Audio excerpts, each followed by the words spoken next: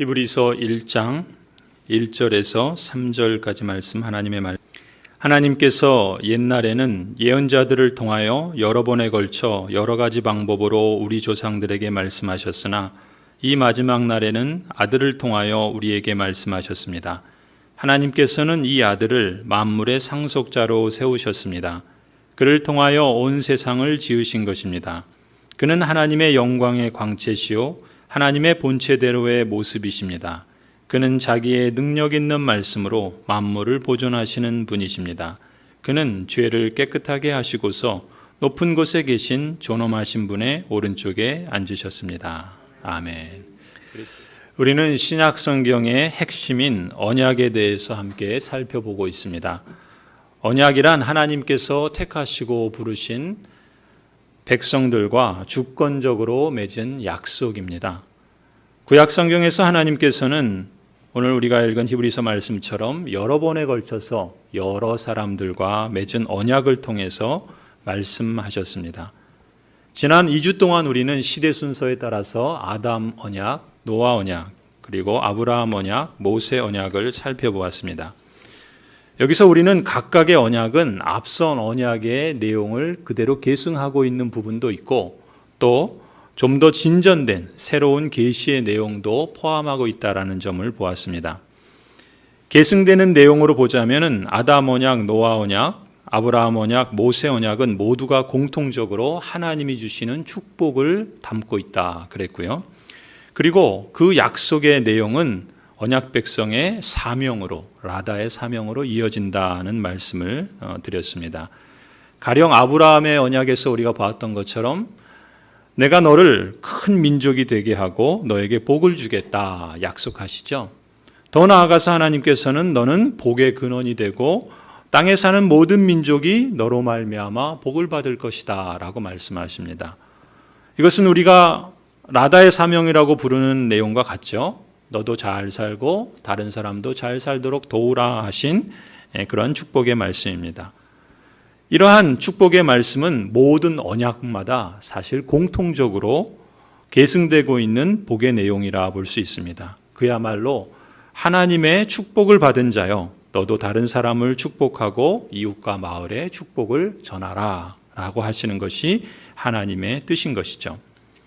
또 다른 한편으로 모든 언약에는 좀 더 새롭게 진전되어 나타나는 계시의 내용이 있다 말씀드렸습니다. 가령 아브라함의 언약의 경우에는 영토와 백성과 주권이라고 하는 나라의 기본 구성 요소들을 축복의 내용으로 담고 있다라고 그랬죠. 그래서 하나님은 아브라함에게 내가 너에게 보여줄 땅으로 가라, 땅에 대한 약속을 주셨고 또 내가 너로 큰 민족이 되게 하리라, 백성에 대한 약속도 주셨고 또 너를 축복하는 사람에게 내가 복을 베풀고 너를 저주하는 사람에게 내가 저주하겠다라고 하시면서 복과 저주의 권한이 하나님께 있다. 그래서 모든 주권이 바로 하나님께 있다는 것을 밝혀주셨습니다. 이런 점에서 아브라함 언약에서 새롭게 진전된 내용, 곧 그 내용을 보면은 하나님께서는 여러 번에 걸쳐서 여러 사람들과 맺은 언약을 통해서 이 시공간의 역사라고 하는 이 삶의 연장선상에서 하나님께서 궁극적으로 이루시려는 목적이 무엇인가? 그것은 바로 하나님 나라라는 것을 우리가 배울 수 있습니다. 다시 말해 하나님께서는 하나님의 나라를 온전히 세우시고 완성하시는 것을 목적으로 삼으시고 그것을 이제 아브라함 언약에서 구체적으로 나라에 대한 요소들을 통해서 축복의 내용으로 선명하게 일러주셨다는 것이죠. 그래서 아브라함을 택하셔서 복의 근원으로 삼으신 것처럼 하나님은 아브라함 언약에서만이 아니라 이제 더 나아가서 하나님은 이 역사 속에 언약 백성들을 택하시고 부르셔서 그들에게 하늘의 신령한 복을 주시고 이 땅에 풍성한 복을 주실 뿐만 아니라 왕이신 하나님의 그 생명과 평강을 누리고 또 이 세상의 열방 가운데 그것을 이루어 가도록 역사하신다는 것입니다.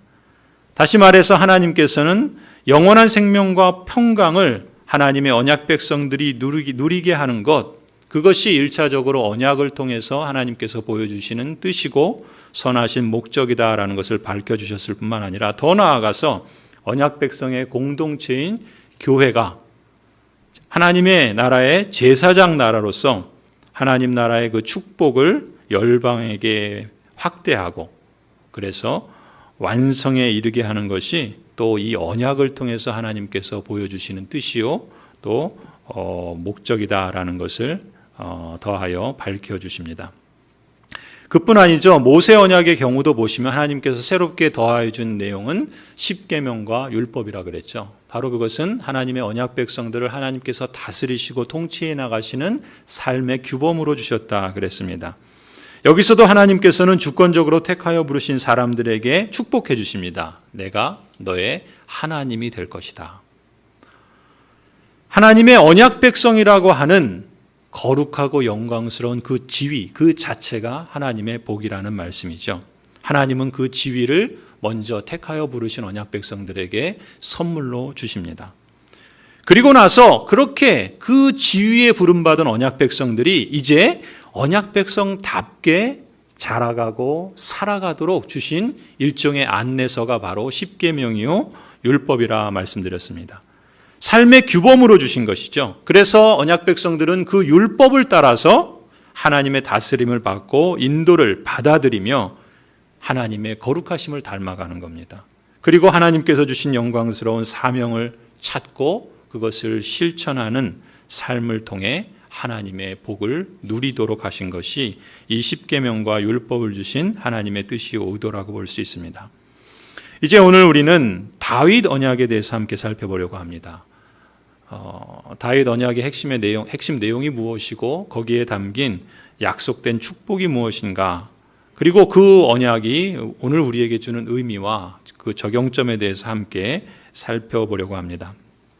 먼저 하나님께서 시내산에서 모세 언약을 주시고 나서 그 율법을 받은 이스라엘 언약 백성들은 그 율법의 원리를 따라서 이제 약속의 땅 가나안으로 향하게 됩니다.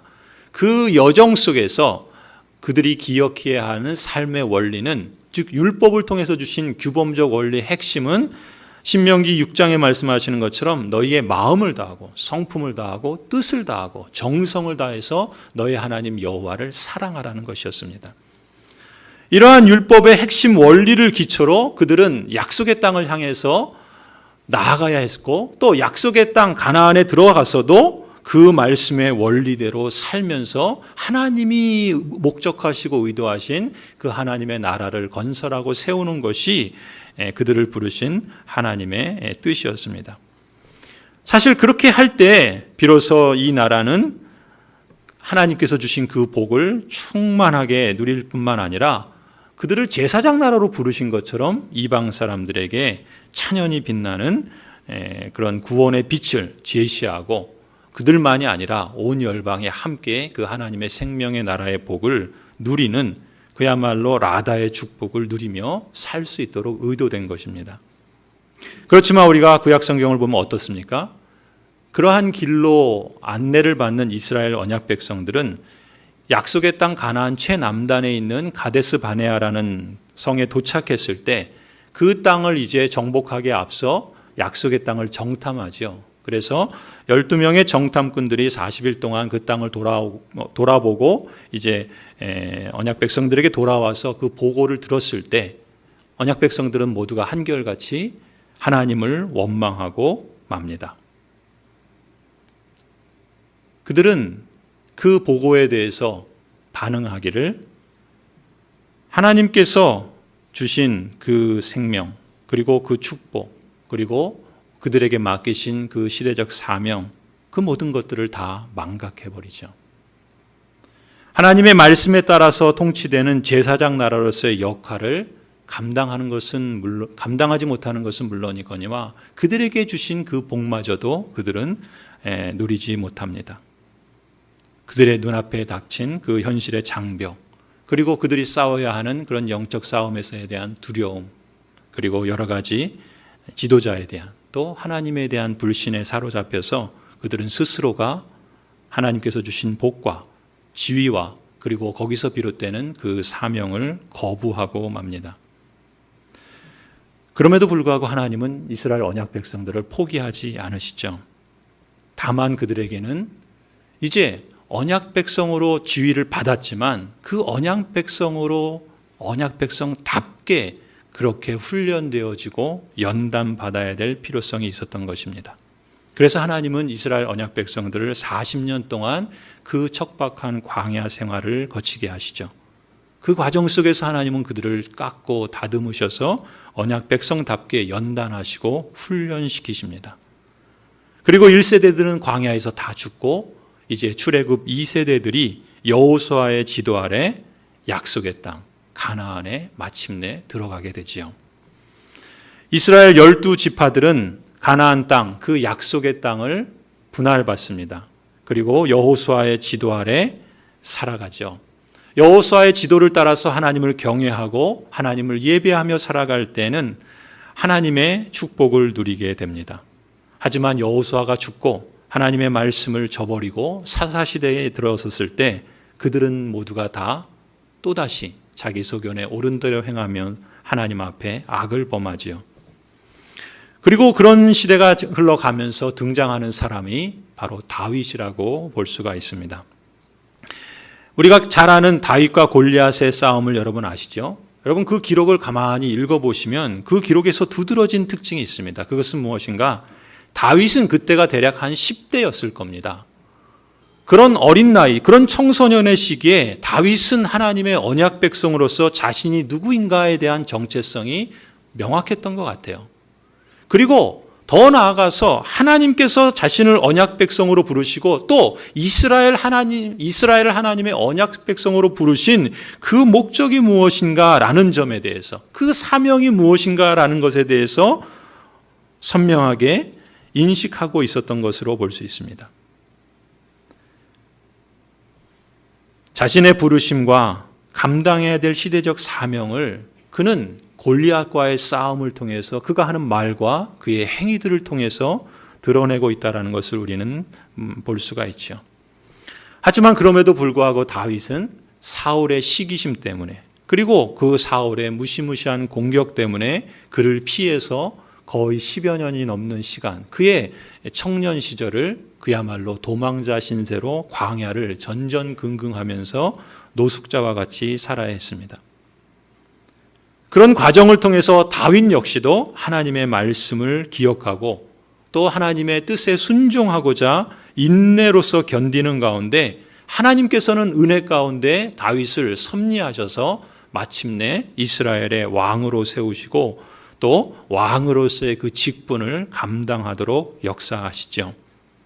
하나님께서 이렇게 다윗을 기뻐하셔서 새로운 언약을 세우시는 것이 바로 사무엘하 7장의 그 핵심 내용을 담고 있습니다. 여러분 사무엘하 7장 8절부터 16절을 한번 보시겠습니다.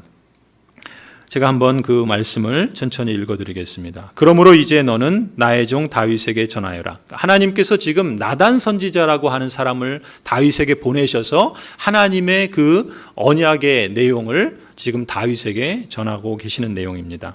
나 만군의 주가 말한다. 양떼를 따라다니던 너를 목장에서 데려다가 내 백성 이스라엘의 통치자로 삼은 것은 바로 나다. 나는 너가 어디로 가든지 언제나 너와 함께 있어서 너의 모든 원수를 너의 앞에서 물리쳐 주었다. 나는 이제 너의 이름을 세상에서 위대한 사람들의 이름과 같이 빛나게 해주겠다. 이제 내가 한 곳을 정하여 거기에 내 백성 이스라엘을 심어 그들이 자기의 땅에서 자리 잡고 살면서 다시는 옮겨 다닐 필요가 없도록 하고 이전과 같이 악한 사람들에게 억압을 받는 일도 없도록 하겠다. 이전에 내가 나의 백성 이스라엘에게 사사들을 세워준 때와는 달리 내가 너를 너의 모든 원수로부터 보호하여서 평안히 살게 하겠다. 그뿐만 아니라 나 주가 너의 집안을 한 왕조로 만들겠다는 것을 이제 나 주가 너에게 선언한다. 너의 생애가 다하여서 너가 너의 조상들과 함께 묻히면 내가 너의 몸에서 나올 자식을 후계자로 세워서 그의 나라를 튼튼하게 하겠다.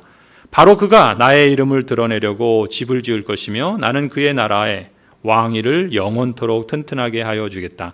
나는 그의 아버지가 되고 그는 나의 아들이 될 것이다. 그가 죄를 지으면 사람들이 저의 자식을 매로 때리거나 채찍으로 치듯이 나도 그를 징계하겠다. 내가 사울에게서 나의 총애를 거두어 나의 앞에서 물러가게 하였지만 너의 자손에게서는 총애를 거두지 아니하겠다. 내 집과 내 나라가 내 앞에서 영원히 이어갈 것이며 너의 왕위가 영원히 튼튼하게 서 있을 것이다. 하나님께서는 이 언약을 통해서 다윗을 축복하시고 더 나아가서 그의 후손들까지 축복하십니다.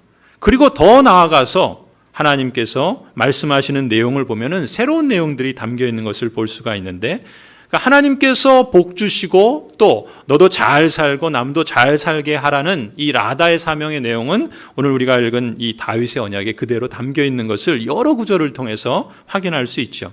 그런데 이 다윗 언약에서 새롭게 좀 더 진전된 계시의 내용으로 주신 것을 보시면 여러분 12절을 한번 보세요.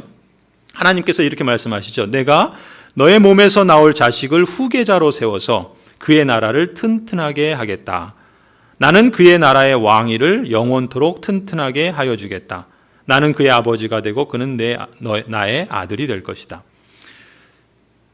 지금 하나님께서는 다윗을 이스라엘의 영원한 왕으로 삼아주시겠다라고 말합니다.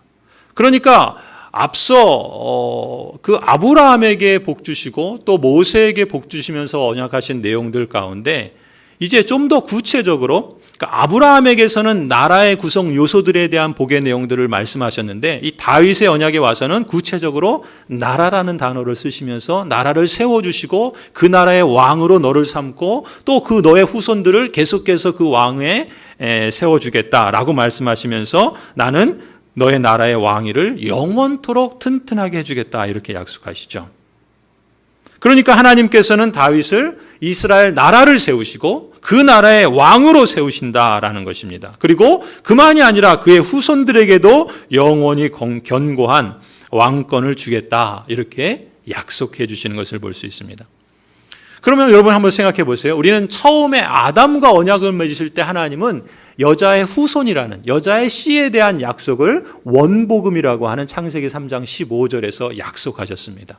그래서 여자의 후손이 뱀의 머리를 상하게 할 것이다. 다만 그 뱀은 여자의 후손의 발꿈치를 물 것이다 라고 했죠. 그것을 우리는 이제 예수 그리스도를 통해서 성취되는 것으로 이해할 수 있는데, 아무튼 하나님께서 아담과 언약하실 때는 여자의 씨, 여자의 후손에 대해서 약속해 주셨는데 이제 노아 언약에서는 조금 더 넓게 그 셈의 장막이라고 하는 조금 더 넓은 범위의 셈의 후손들에 대해서 축복해 주시고, 더 나아가서 아브라함 언약에서는 이 아브라함의 후손의 씨에 대한 약속을 주시면서 그 아브라함이 복의 근원이 되게 할 것이다라는 좀 더 확장된 복을 주십니다. 그래서 이제 아브라함에게서는 한 가족의 구성원으로서 하나님께서 일하시는 것을 볼 수 있죠. 그런데 모세 언약에서는 어떻게 진전이 됩니까? 이제 한 가정이 아니라 이스라엘 민족이라고 하는 큰 민족을 이루어 주시겠다라고 하나님께서 약속하셔서 또 실제로 그 약속을 모세 언약을 통해서 이루신 것을 이제 성취해 주시죠. 그리고 이제 더 나아가서 오늘 다윗 언약을 보시면 하나님께서는 이제 한 민족이 아니라 한 나라를 세우시고 그 역사를 성취해 가시겠다라는 말씀을 하시는 겁니다. 그러니까 하나님께서 처음에 겨자씨와 같이 보이지 않는 그러한 씨의 약속의 말씀을 주시면서 셈의 가족, 또 아브라함의 가정, 더 나아가서는 이스라엘 민족, 그리고 더 나아가서는 이스라엘 나라라고 하는 이런 형식으로, 이런 방식을 따라서 하나님이 약속하시고 그 약속을 이루어 가시는 것을 성경을 통해서 우리에게 보여주시는 겁니다. 무슨 말씀인가? 하나님은요, 하나님의 나라를 세우시는 것을 이 언약을 통해서 이루시고자 하는 궁극적인 목적으로 삼고 있다는 것입니다. 그래서 그 하나님의 나라에 하나님의 택하신 그 백성들을 들이셔서 복 주시는 것이죠.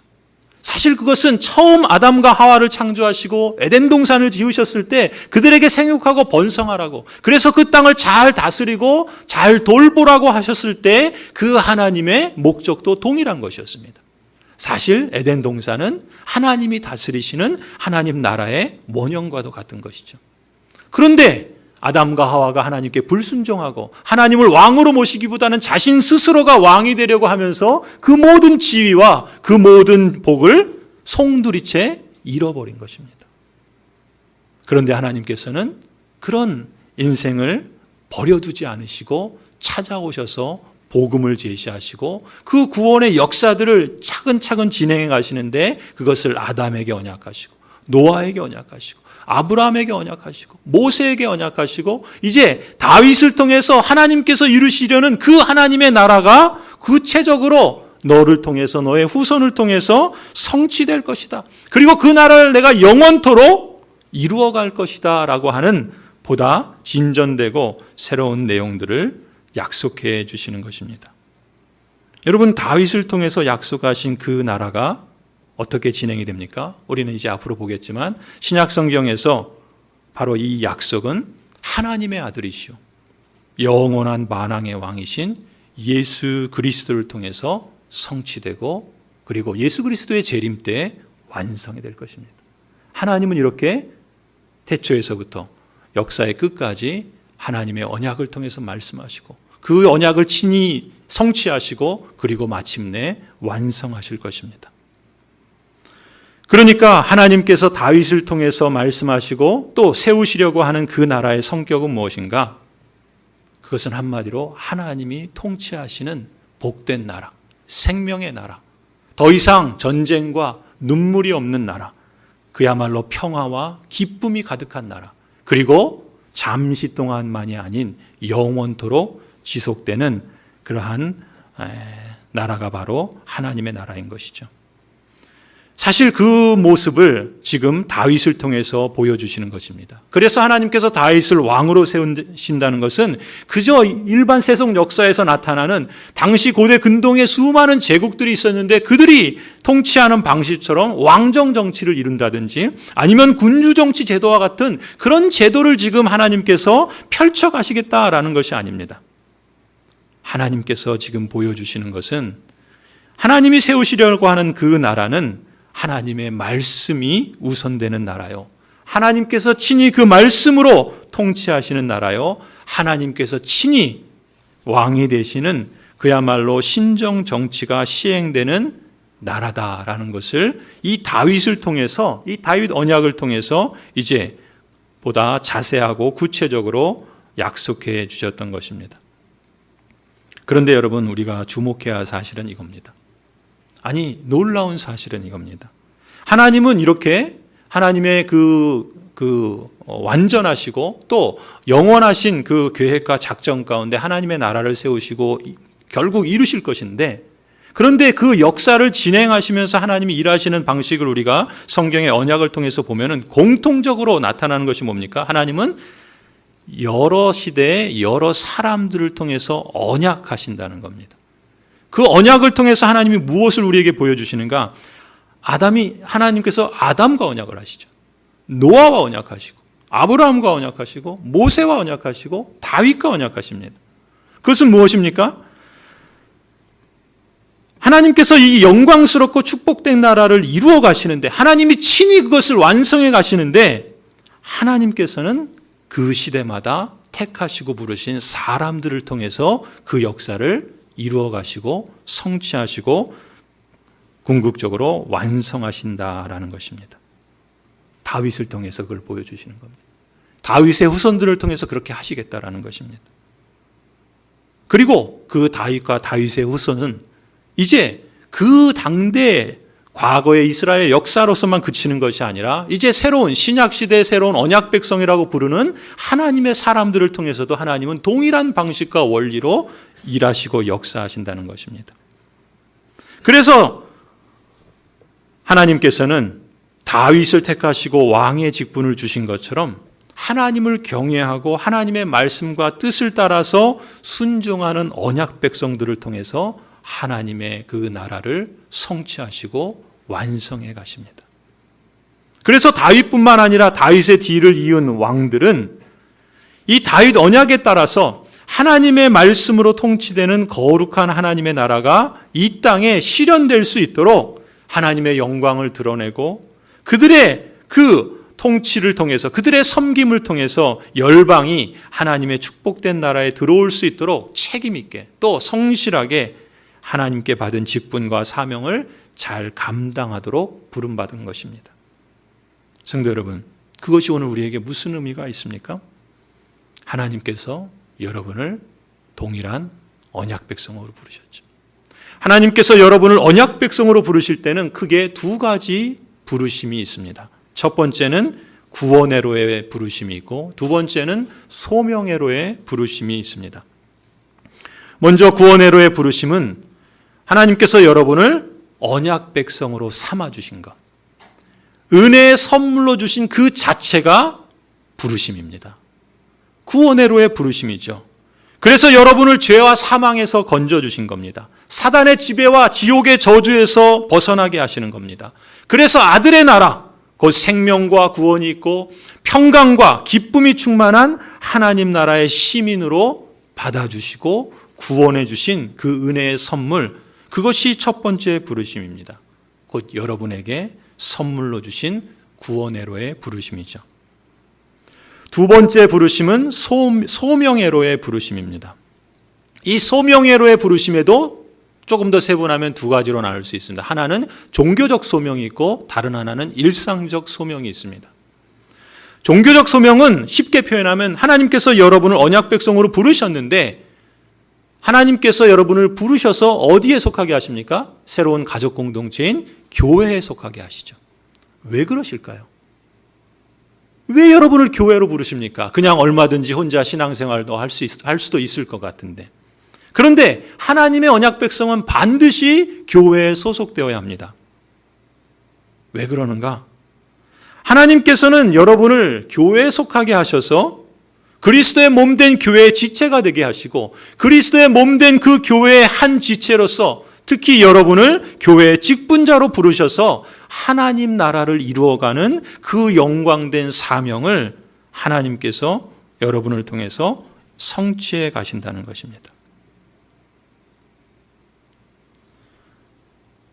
그것이 종교적 소명이라 할 수 있어요. 교회의 직분자로서 하나님 나라를 증거하는 참된 교회를 세워가는 사명입니다. 이 땅에서 하나님 나라의 영광이 구체적으로 나타나고 하나님 나라가 이미 여기에 임해 있다라는 것을 보여주는 통로는 교회밖에 없습니다. 이 땅에서 하나님 나라의 영광을 보여주는 유일한 기관으로서 교회, 그렇기 때문에 하나님의 언약 백성으로서 우리는 바른 교회를 세워가는 것이 하나님의 뜻입니다. 그리고 영광스러운 복음을 전하며 하나님 나라를 증거하는 사명을 감당하는 것이 우리를 신자로 언약 백성으로 부르신 하나님의 뜻이요, 그것을 종교적 소명이라고 부릅니다. 여러분이 교회의 직분자로서 또 성도로서 섬김의 자리에서 수고하고 봉사하며 그리스도의 몸을 바르게 세우고 성전으로 성장하는 것이 바로 종교적 소명이죠. 따라서 언약 백성으로서 주님의 말씀을 따라서 마땅히 하나님의 부르심에 합당하게 살아가라. 성경은 누누이 그것을 우리에게 강조하지 않습니까? 성도 여러분, 부르심에 합당하게 살아가도록 힘쓰시기 바랍니다. 이것이 여러분을 언약 백성으로 부르실 때 하나님께서 의도하신 뜻이요, 언약의 축복을 여러분이 받아 누리는 길입니다. 또 일상적 소명이 있다 그랬죠. 종교적 소명이 있고 일상적 소명이 있는데, 일상적 소명은 말하자면 우리의 일상생활에서 그리스도인답게 사는 것을 일상적 소명이라 부를 수 있습니다. 골로새서 2장에 보면은 그리스도 예수를 주님으로 받았으니 그에 합당하게 그리스도 안에서 행하라 말씀합니다.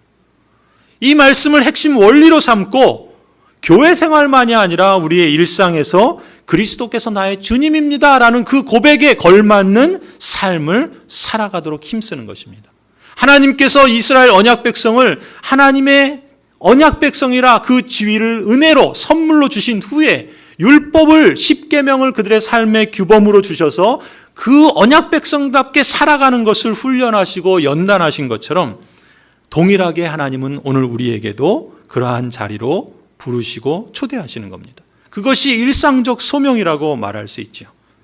그리스도 예수를 주님으로 받았다면 그 주님으로 받았다는 그 증거가 우리의 삶의 구체적인 현실들을 통해서 증거될 수밖에 없다라는 것입니다. 그렇지 않다면 과연 그 고백이 진실성이 있는지 되짚어 보라는 것이죠. 그래서 교회 생활이나 신앙 생활과 같이 영적인 자리뿐만이 아니라 전혀 영적이지 않아 보이는 자리에서, 가령 내 인격과 성품, 내가 하는 말이나 행동이나 나의 태도나 마음가짐에서 그리스도께서 주님이심을 말하는 것처럼 그렇게 보여주고 나타내는 그런 연단과 훈련이 나에게 있는가라는 것을 점검하고 그렇게 살아가도록 힘쓰는 것이 일상적 영성이라는 거고, 일상적 소명이라고 부르는 것입니다. 그뿐이 아니죠. 가정에서 부부관계도 마찬가지입니다. 부모 자식 간의 관계도 마찬가지겠죠. 좀 더 확대해서 일터에서, 더 나아가서 이 세상에서 우리가 살아가는 삶의 모든 자리가 하나님이 일상적으로 부르신 소명의 자리라고 보는 것입니다. 그냥 내가 먹고 살기 위해서 내 자신이 힘쓰고 나를 개발하기 위해서, 내가 이 세상에서 그냥 살기 위해서 일하고, 내가 이 세상에서 가정을 이루는 것이 그냥 나의 의지와 내 뜻이고 내 마음대로 살아가는 그런 삶의 현장이 아니라, 그저 나는 기독교인으로 교회에 나갈 때만 신자로서 사는 것으로 만족하고 나머지 일상의 삶에서는 세상 사람과 별반 차이 없는 그런 모습으로 살아가는 것을 성경은 일상적 소명이라고 여기지 않습니다. 일상적 소명이라고 한다면 종교적 영역뿐만 아니라 신앙생활과 같은 영적인 자리뿐만 아니라 우리의 모든 삶의 자리가 다 하나님이 부르시고 그 모양과 행하는 방식과 대상들은 종교적인 것이 아니라 할지라도 하나님께서는 그걸 보신다는 거죠. 그래서 우리가 신약 성경에 보면은 많은 말씀들이 사실은 우리의 일상에 대한 하나님의 그런 율법과 같은 십계명과 같은 삶의 규범으로 주시는 것 아니겠습니까? 그래서 종교개혁자들은 강조합니다. 일상적 영성을. 그래서 모든 사람이 다 제사장이다라고 말하죠. 그리고 모든 일이 다 소명이다라고 그렇게 강조합니다. 중세 교회에서 잃어버렸던, 로마 카톨릭 교회가 무시해서 성직자와 평신도를 구분하고 그래서 이쪽은 거룩하고 이쪽은 세속적인 것처럼 나누었던 그릇된 영성에서부터 종교개혁자들은 종교적 영역도 거룩할 뿐만 아니라 일상적 영역도 우리가 거룩하게 부름받은 사람답게 마땅히 거룩해야 할 영역으로 회복하고자 강조했던 것이죠. 그래서 종교개혁자들은 어떤 삶의 자세를 취합니까? 세상을 무조건 거부하지 않습니다. 그렇다고 또 세상에 완전히 동화되어 살지도 않습니다. 우리가 오늘 임예송으로 찬송한 것처럼 우리는 이 땅을 밟고 살아갑니다. 그러나 하나님 나라의 증인으로서 소망의 날을 앞서 살며 다르게 살아가고자 우리의 마음에서부터, 우리의 언어 생활에서부터, 우리의 태도와 삶의 목적과 궁극적인 인생의 목적에서부터 다르게 살려고 힘쓰는 것이죠. 그것은 그렇게 살아야 구원받는다 이것이 아니라 이미 하나님께서 우리에게 베풀어 주신 그 은혜에 감사하고 감격해서 마땅히 하나님께 책임있고 신실하게 응답하는 삶으로 하나님을 영화롭게 하고자 함이죠. 또한 그것은 우리에게 하나님의 복을 누리게 하는 그러한 과정이 되기도 하는 것입니다. 여러분, 우리가 사는 세상은 타락하였고 오염되어 있습니다. 그러나 예수 그리스도께서 이미 하나님의 나라를 이 땅에 임하게 하심으로 이제 이 세상에 오염된 것들이 예수 그리스도의 거룩함으로 점차 새로워집니다. 그리고 그 하나님의 나라는, 그 하나님의 역사는, 그래서 이 땅을 새롭게 하시는 그 재창조의 그 능력은 예수 그리스도의 재림의 때 완성될 것입니다. 그래서 이 땅에 물이 바다를 덮음같이 하나님을 아는, 하나님의 그 영광을 돌리는 그 충만이 가득할 날이 올 것입니다. 그것이 요한계시록에서 말하는 새하늘과 새 땅이죠. 그래서 우리는 이 땅을 밟고 살지만 하나님 나라의 증인으로서 소망의 날을 앞서 살며 다르게 살고자 마음을 새롭게 하고 태도를 새롭게 하는 것이죠.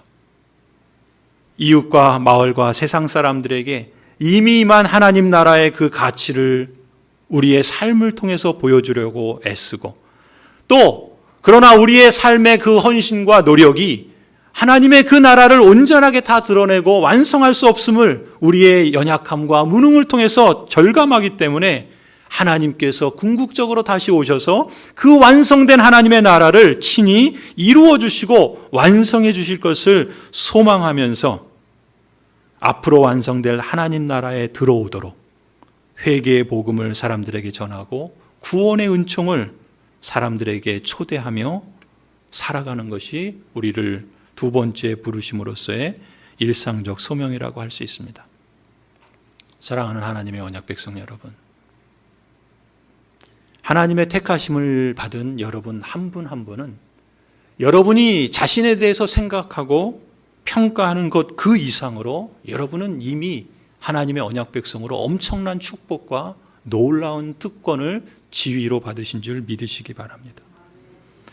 하나님께서 택하시고 부르신 여러분은 여러분이 생각하는 것보다 수천 배, 수만 배 하나님의 역사의 시작에서부터 역사의 끝까지 모든 것을 계획하시고 작정하시고 완성하시는 그 능력의 하나님이 여러분을 그 역사를 이루어 가시는 과정에 다윗처럼, 모세처럼, 아브라함처럼, 노아처럼, 아담처럼 여러분을 그렇게 부르시고 계시는 것입니다. 하나님의 그 크고 영화로운 하나님의 그 뜻과 계획 가운데 여러분이 있는 겁니다.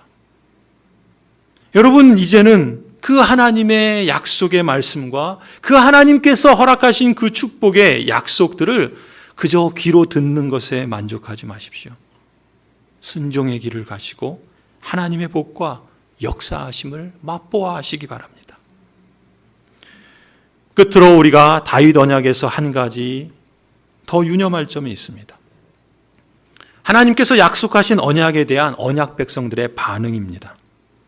여러분, 분명 하나님께서는 다윗 언약을 통해서 다윗 자신만이 아니라 다윗의 뒤를 이은 왕들이 책임 있고 신실하게 하나님께 받은 직분과 사명을 잘 감당하고 순종해서 하나님의 영광을 드러내고 열방이 하나님의 그 축복의 나라에 들어오기를 기대하셨습니다.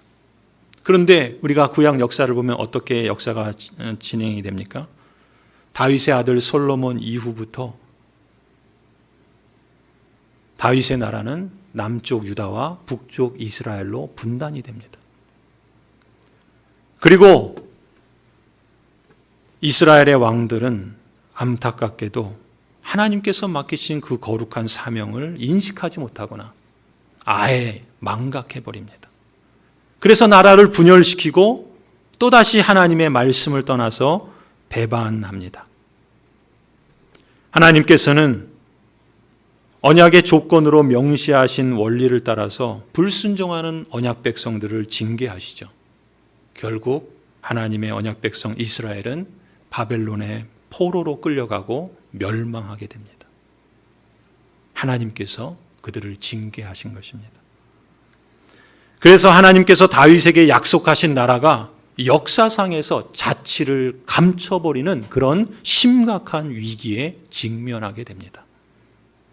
언약 백성 여러분, 하나님께서 언약을 통해 축복의 약속을 주셨어도 그 말씀을 들은 언약 백성 누구에게나 그 축복이 자동적으로 오는 것이 아닙니다.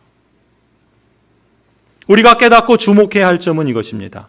하나님께서 언약을 통해 주신 그 축복의 약속을 현실로 실감하는 복은 당시 언약 백성들이 보인 반응에 따라서 결과가 달라집니다. 이것을 언약의 조건성이라고 부르지요. 사실 하나님께서 모세 언약을 통해서 율법을 주실 때 언약의 조건성은 이미 명백히 나타나 있었습니다. 다시 말해서 언약에서 약속하신 축복의 약속은 그 복이 자동적으로 주어지는 것이 아니라 조건적으로 실현된다는 것입니다. 가령 레위기 26장을 보시면 하나님께서 이렇게 말씀하시죠. 만일 이스라엘 백성들이 그 언약을 거절한다면 하나님께서는 그들에게 복 대신에 저주를 내리겠다 말씀하십니다. 모든 언약이 공통적으로 요구하는 것처럼 사실상 하나님의 언약 백성이라도 하나님의 약속을 믿고 받아들이지 않으면 그 복을 받아들일 수 없습니다. 그러나 확실한 사실은 뭡니까? 하나님의 언약 백성이 그 하나님을 믿고 그 하나님의 뜻을 따라 살며 그 언약을 지키면 그들은 하나님의 약속된 모든 복을 받게 된다라는 사실이죠. 여러분, 이런 언약의 조건성의 원리를 예수님께서는 복음서에서 여러 곳에서 말씀하십니다. 사실상 가령 누가복음 10장 5절 6절에 보시면 예수님께서 이런 말씀을 하십니다. 같은 원리를 말씀하시는데 5절 6절을 보시면 예수님께서 제자들에게 하신 말씀입니다. 너희가 어느 집에 들어가든지 먼저 말하되 이 집이 평안할지어다 하라. 만일 평안을 받을 사람이 거기 있으면 너희의 평안이 그에게 머물 것이요 그렇지 않으면 너희에게로 돌아오리라 말씀합니다. 초대교회 사도들은 예수 그리스도의 이 말씀을 따라서 평안의 복을 기원했습니다.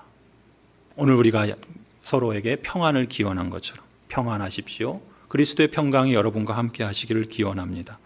서로에게 기원하고 축복했죠. 그런데 여러분 주목할 점은 이 복이 자동적으로 임하는 것이 아니라는 겁니다.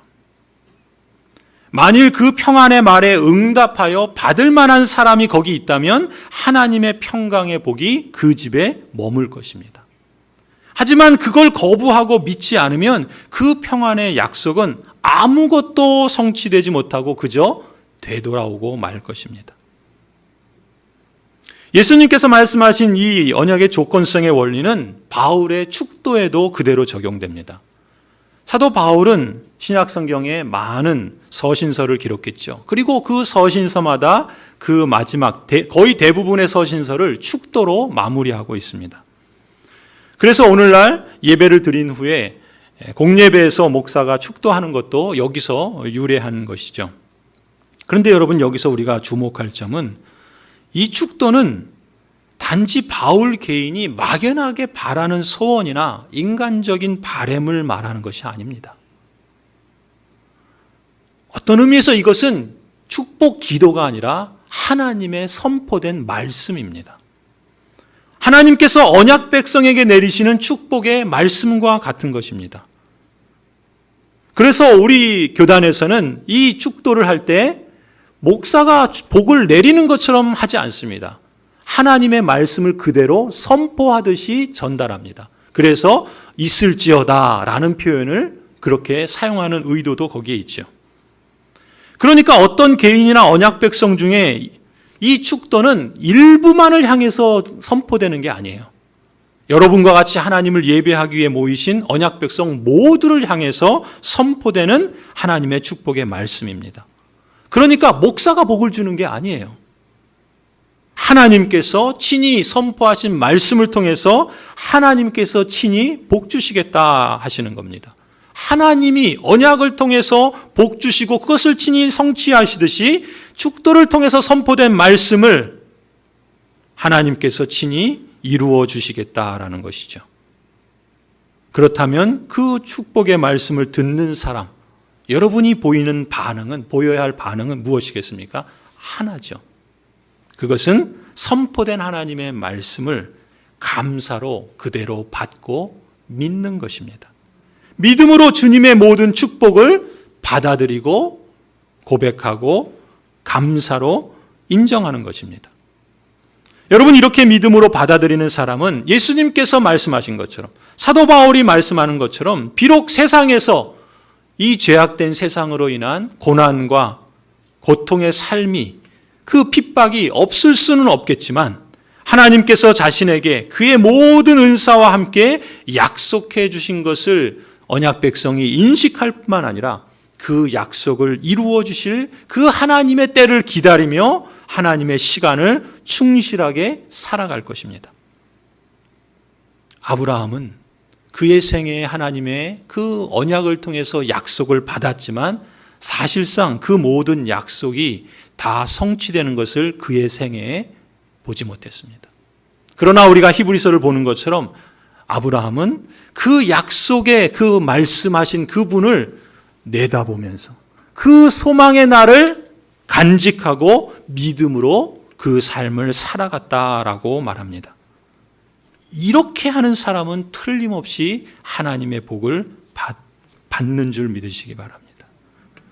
반면에요, 언약 백성 중에서도 어떤 사람은 하나님의 약속, 그 선포된 말씀, 그 언약에서 제시된 하나님의 축복의 말씀들을 받지 않고 아무 생각 없이 그냥 거절할 수도 있습니다.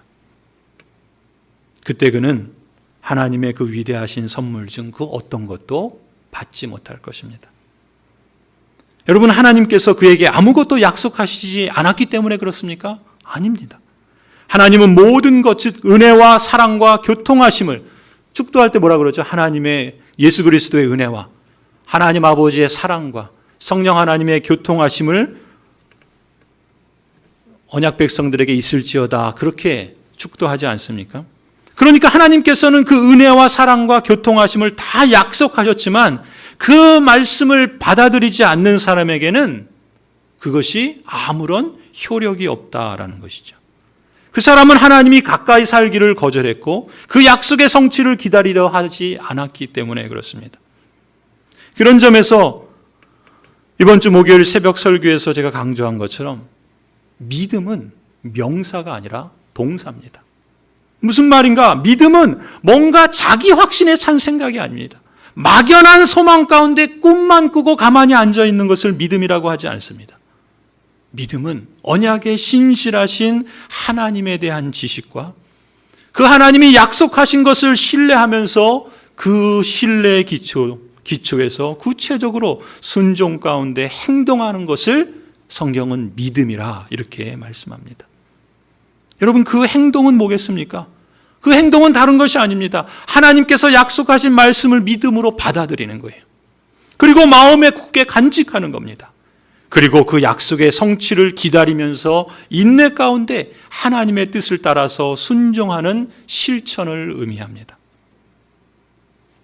형제자매 여러분, 히브리서 3장에서 말씀하시는 것처럼 여러분 가운데 믿지 않는 악한 마음을 품고서 살아계신 하나님을 떠나는 사람이 아무도 없도록 여러분은 조심하십시오.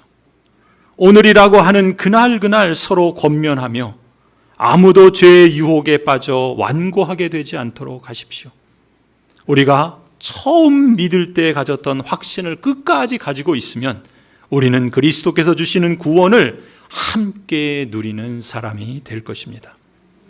언약에 신실하시고 친히 성취하시는 하나님, 그 하나님께서 약속하신 영광스럽고 축복된 하나님의 상을 바라보면서 교회 생활에서는 성도로서 직분자로서 믿음의 선택과 순종으로 응답하십시다.